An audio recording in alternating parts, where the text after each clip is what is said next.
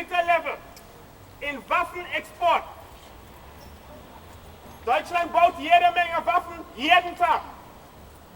Panzer, Munition, Granat, aller Sort von Scheiß. Und alles das wird verschickt in die armen Länder. Das ist, was ich nicht verstehe. Und wenn es gibt Krieg und die Leute flüchten und suchen einen Ort, wo der kann zumindest bleiben für eine Weile. Das geht nicht.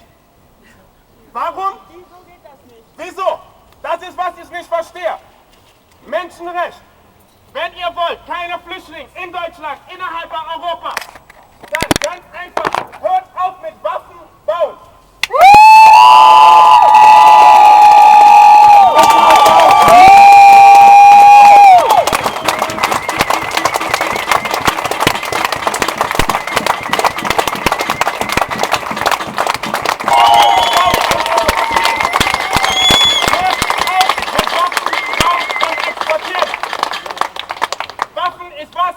Bringt Problem. Genau das. Ich weiß, dass die großen Mächtigen sagen, Waffen ist ein großer Geschäft. Wunderbar, aber was ist mit den kleinen Kindern? Die kleinen Kinder im Ausland, das sind die Zukunft von morgen und übermorgen.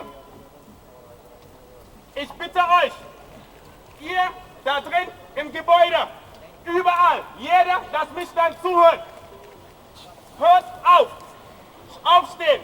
Stehe da auf und kämpft dagegen. Waffen